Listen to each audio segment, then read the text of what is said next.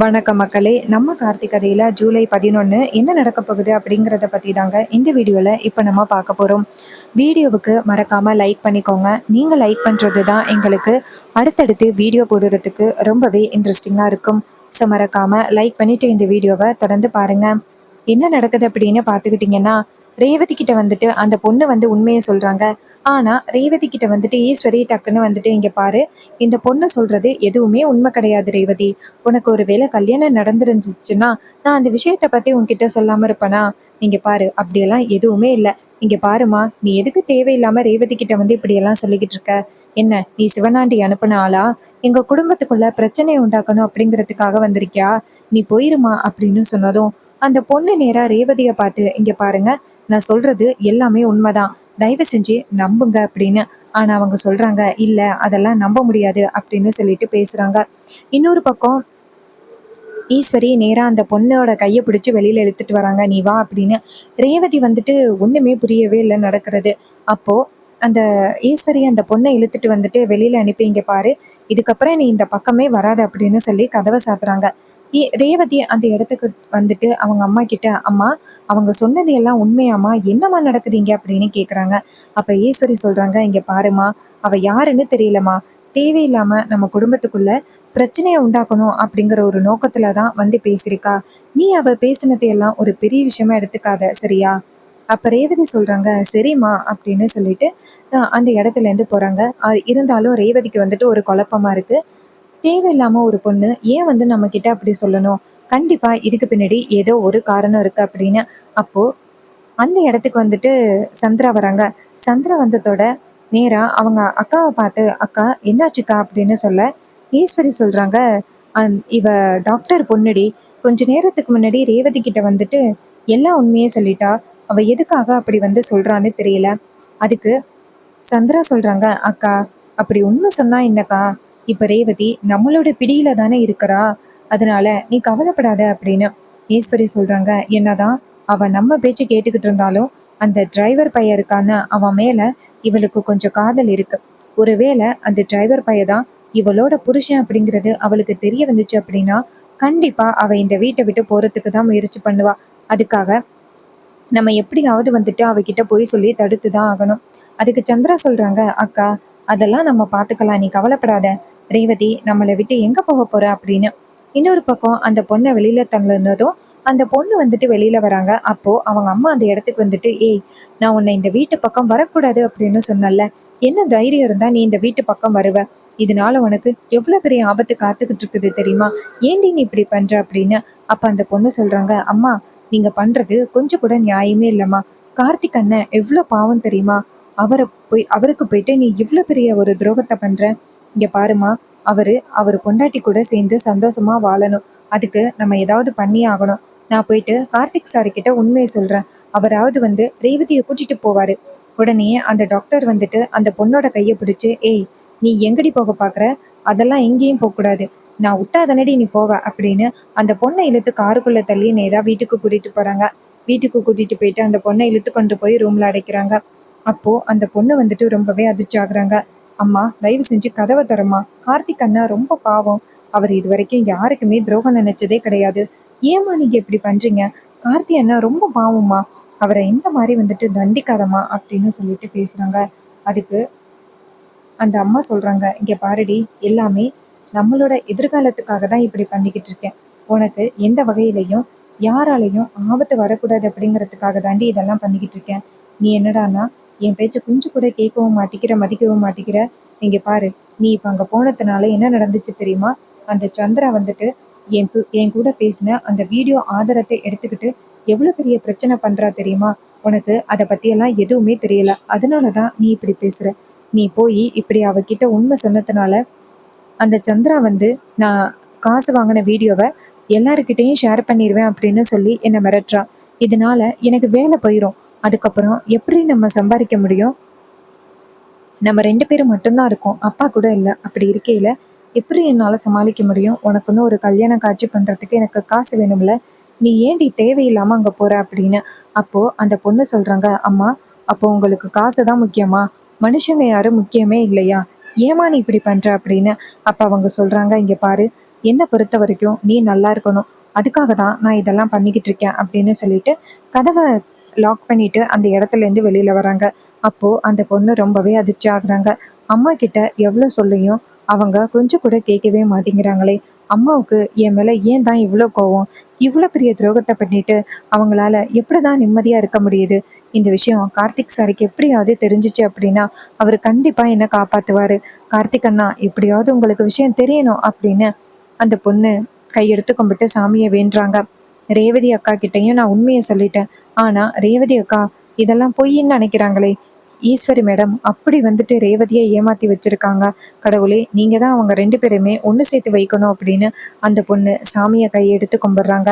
இன்னொரு பக்கம் நம்ம ஈஸ்வரி வந்துட்டு நேரா ரேவதியை போய் பார்க்குறாங்க. ரேவதி வந்துட்டு அவங்க ரூம்ல பயங்கர குழப்பத்தோட வந்திருக்காங்க. அப்போ ஈஸ்வரி வந்ததும் ரேவதி கேட்குறாங்க, வாங்கம்மா என்கிட்ட ஏதாவது முக்கியமான விஷயம் சொல்லணுமா அப்படின்னு கேட்குறாங்க. அதுக்கு அவங்க சொல்றாங்க, ஆமா ரொம்ப முக்கியமான ஒரு விஷயத்த தான் பேசணும் அப்படின்னு. ரேவதி கேட்குறாங்க, சொல்லுமா அப்படின்னு. ஈஸ்வரி சொல்றாங்க, இங்க பாருமா, நம்மளுக்கு 4 பக்கட்டும் நிறைய பகை இருக்குதுமா. அதனால நீ என்ன பண்ற அப்படின்னா தயவு செஞ்சு இவங்க சொல்றது எதையுமே நம்பாத. நீ நல்லா இருக்கணும் அப்படிங்கிறதுக்காக தான் நான் எவ்வளோ நாளும் போராடிக்கிட்டு இருக்கேன். அப்படி இருக்கையில நான் எப்படிம்மா உனக்கு வேற ஒருத்தனை கல்யாணம் பண்ணி வச்சு உன்னை கஷ்டப்பட வைப்பேன்? அப்படியெல்லாம் உங்க அம்மா என்னைக்குமே பண்ணிட மாட்டாமா. நீ எப்பவுமே சந்தோஷமா இருக்கணும் அப்படின்னு தான் நான் நினைக்கிறேன். கண்டிப்பா. ரேவதி சொல்றாங்க, அம்மா நீங்க என்னைக்குமே எனக்கு எந்த வகையிலையும் வந்துட்டு பொய் சொல்ல மாட்டீங்க அப்படிங்கிற ஒரு நம்பிக்கையில தான் நான் எல்லாத்தையுமே நம்பிக்கிட்டு இருக்கேன். அதுக்கு ஈஸ்வரி சொல்றாங்க, சரி நீ என் மேல நம்பிக்கை வச்சிருக்கியல்ல, எனக்கு அது போதுமா அப்படின்னு. ரேவதியும் சரிம்மா அப்படிங்கிறாங்க. ஈஸ்வரி அந்த இடத்துல இருந்து போறாங்க. அப்போ ரேவதி நினைக்கிறாங்க, கண்டிப்பா அம்மா வந்துட்டு என்கிட்ட மிகப்பெரிய விஷயத்த மறைக்கிறாங்க. அதனாலதான் பெரிய காம்ப்ரமைஸ் பண்றதுக்காக இந்த இடத்துக்கு வந்திருக்காங்க. ஸோ நான் இந்த விஷயத்தை பத்தி தெரிஞ்சுக்கணும். மாமா கிட்ட சொன்னா கேட்பாங்களோ அப்படின்னு ரேவதி நேரா ஹீரோவுக்கு ஃபோன் பண்றாங்க. ஹீரோ ஃபோன் அட்டன் பண்ணி, சொல்லு ரேவதி அப்படின்னு சொல்ல, ரேவதி சொல்றாங்க, மாமா கொஞ்ச நேரத்துக்கு முன்னாடி டாக்டர் பொண்ணு ராதிகா அப்படின்னு சொல்லிட்டு வீட்டுக்கு வந்தாங்க. அவங்க வந்துட்டு என்ன சொல்றாங்க அப்படின்னா, எனக்கும் உங்களுக்கும் கல்யாணம் ஆகிட்டு அப்படின்னு சொல்றாங்க. அதை கொஞ்சம் கூட என்னால நம்பவே முடியல. அம்மா கிட்ட இந்த விஷயத்த பத்தி கேட்டேன். ஆனா அம்மா என்னடான்னா அப்படியெல்லாம் எதுவும் இல்லை அப்படின்னு சொல்லி பேசுறாங்க. ஆனா எனக்கு என்னமோ உங்களுக்கும் எனக்கும் கல்யாணம் ஆன மாதிரி தான் தெரியுது. என்ன மாமா நடக்குது இங்க அப்படின்னு. அப்ப ஹீரோ சொல்றாரு, உன்கிட்ட யாரு சொன்னா? அப்ப அவங்க சொல்றாங்க, இது மாதிரி எனக்கு வந்து டாக்டரோட பொண்ணு ராதிகா தான் சொன்னாங்க. அவங்க என்ன சொன்னாங்க அப்படின்னா, சந்திரா சித்தி தான் உண்மையை சொல்லக்கூடாதுன்னு சொல்லியிருக்காங்க, இந்த மாதிரி சொல்லியிருக்காங்க அப்படின்னு. இதை கேட்டதும் ஹீரோ ஷாக் ஆகுறாரு. சரி ஓகே நான் பாத்துக்கிறேன் அப்படின்னு சொல்லிட்டு போனை கட் பண்றாரு. அப்போ ஹீரோ வந்துட்டு நேரா டாக்டரோட வீட்டுக்கு போறாங்க. அங்க போயிட்டு காலிங் பெல் அடிக்க டாக்டர் வந்துட்டு கதவை திறந்து ஹீரோவை பார்க்க, சொல்லுங்க தம்பி, என்ன திடீர்னு வந்திருக்கீங்க, ஏதாவது வேணுமா அப்படின்னு. அப்ப ஹீரோ சொல்றாரு, இங்க பாருங்க, இது மாதிரி எனக்கும் ரேவதிக்கும் கல்யாணம் ஆகிருச்சு அப்படிங்கிற விஷயத்த பத்தி ரேவதி கிட்ட உங்க பொண்ணு போயிட்டு சொல்லியிருக்காங்க. அது மட்டும் இல்ல, சந்திரா வந்துட்டு உங்களை பொய் சொல்ல வச்சதா சொல்லியிருக்காங்க. இது எல்லாமே உண்மையா? கொஞ்ச நேரத்துக்கு முன்னாடி ரேவதி என்கிட்ட இந்த விஷயத்த பத்தி சொன்னாங்க. நீங்க ஏன் அப்படி சொன்னீங்க அப்படின்னு. அப்ப அந்த பொண்ணு சொல்றாங்க, இங்க பாருங்க, அப்படியெல்லாம் எதுவும் இல்லை, நீங்க கிளம்புங்க தம்பி அப்படின்னு. அப்போ ரூமுக்குள்ள இருந்து சத்தம் கேக்குது. கார்த்திக் அண்ணன் எங்க இருக்கீங்க? நான் ரூமுக்குள்ள இருக்கேன், வந்து கதவை திறங்க, அம்மா என்ன வந்துட்டு ரூம்ல போட்டு பூட்டி வச்சிருக்காங்க அப்படின்னு. ஹீரோ நேரா அந்த பொம்பளைய பார்த்து, ஏன் இப்படி பண்ணி வச்சிருக்கீங்க அப்படின்ட்டு நேரா மாடிக்கு போயிட்டு கதவை திறக்கிறதுக்கு பாக்குறாங்க. அப்போ அந்த லேடி வந்துட்டு கதவை பூட்டி வச்சிருக்காங்க. ஹீரோ அந்த லேடி கிட்ட கதவை திறக்க சொல்ல, அந்த லேடி சொல்றாங்க, வேண்டாம் தம்பி, நீங்க இந்த இடத்த விட்டு போயிருங்க அப்படின்னு. அப்ப ஹீரோ சொல்றாரு, கதவை திறங்க அப்படின்னு. உடனே அவங்களும் சரி அப்படின்னு சொல்லிட்டு கதவை திறக்கிறாங்க. கதவை திறந்ததும் உள்ளார பாக்குறாங்க. பார்த்தா அந்த பொண்ணு நிக்கிறாங்க.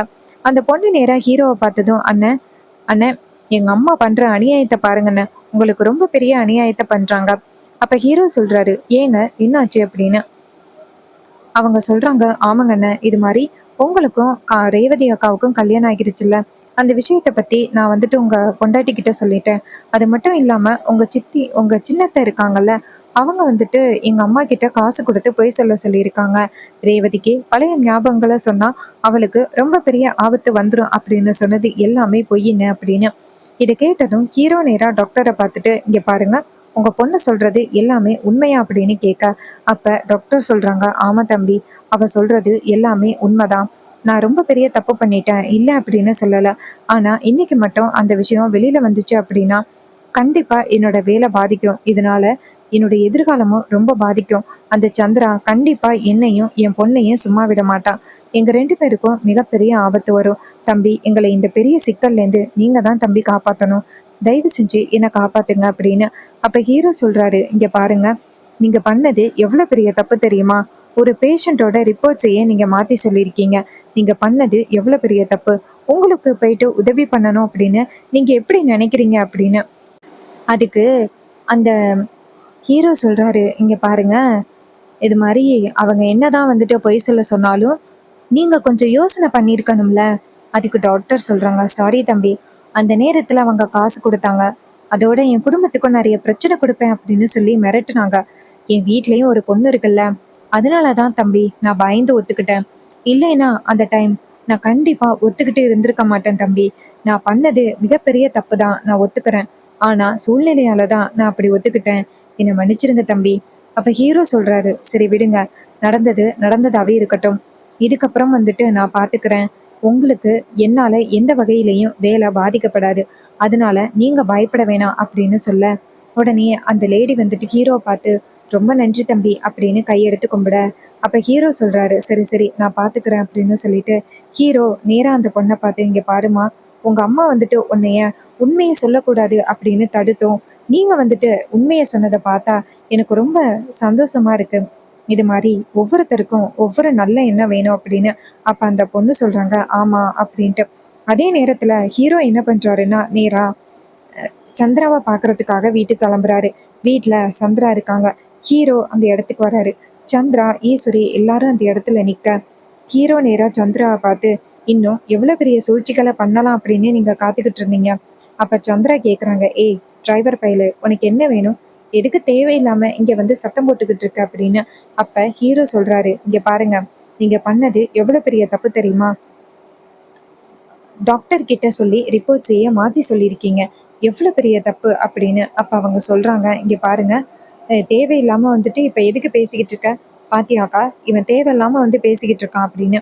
ஈஸ்வரி நேரா ஹீரோவை பார்த்து, ஏய் என்னடா தேவையில்லாம வந்து பேசிக்கிட்டு இருக்க? உனக்கும் இந்த குடும்பத்துக்கும் என்ன சம்மந்தம் அப்படின்னு. அப்ப ஹீரோ சொல்றாரு, இங்க பாருங்க அத்தை, உங்க தங்கச்சி ரொம்ப நல்லவங்க அப்படின்னு நினைச்சுக்கிட்டு இருக்கீங்க. அவங்க எவ்வளவு பெரிய துரோகத்தை பண்ணியிருக்காங்க தெரியுமா? உங்களுக்கு உங்க தங்கச்சி பண்ண துரோகம் கொஞ்சம் கூட வந்துட்டு ஞாபகத்துக்கே வரலையா அப்படின்னு கேக்குறாங்க. அதுக்கு ஈஸ்வரி சொல்றாங்க, இங்க பாரு, எதுக்கு நீ தேவையில்லாம பேசுற? ஹீரோ நேரா சந்திராவை பார்த்து, இங்க பாரு, நீ டாக்டர் கிட்ட சொல்லி போய் சொல்ல சொன்னியா? ரேவதிக்கு பழைய ஞாபகங்களை கட்டாயப்படுத்தி சொன்னா அதுவே அவளுக்கு பெரிய ஆபத்து வர்றதுக்கு வாய்ப்பு இருக்கு அப்படின்னு ரேவதிய பத்தி பொய் சொல்லி வச்சியா? அப்போ சந்திரா வந்துட்டு திரு திருன்னு முழிக்கிறாங்க. அப்போ ஈஸ்வரி நேரா ஹீரோவை பார்த்து, ஏய் எதுக்குடா நீ தேவையில்லாம பேசுற அப்படின்னு. அப்போ ரேவதியும் அந்த இடத்துக்கு வந்துடுறாங்க. ஹீரோ நேரா ரேவதியை பார்த்து, ரேவதி, நான் இப்பதான் டாக்டரோட பொண்ணு ராதிகாவை போய் பார்த்துட்டு வந்தேன். அவங்க சொல்றது உண்மைதான். டாக்டர் தான் வந்துட்டு அப்படி போய் சொல்லியிருக்காங்க. இதை கேட்டதும் ரேவதி ஷாக் ஆகுறாங்க. அப்போ தனக்கு முன்னாடியே கல்யாணம் ஆனது உண்மைதானா அப்படின்னு ரேவதி பேரதிர்ச்சி ஆகுறாங்க. அப்போ ஈஸ்வரி இதையெல்லாம் பார்த்துட்டு அதிர்ச்சி ஆகுறாங்க. என்ன விஷயம் ரேவதிக்கு தெரியக்கூடாது அப்படின்னு நினைச்சு நம்ம என்னெல்லாம் போய் சொல்லிக்கிட்டு இருந்தோமோ இப்போ ரேவதிக்கு எல்லா விஷயமும் தெரிய வந்துருச்சு. இப்போ நம்ம என்ன பண்றது அப்படின்னு ரொம்பவே அதிர்ச்சி ஆகுறாங்க.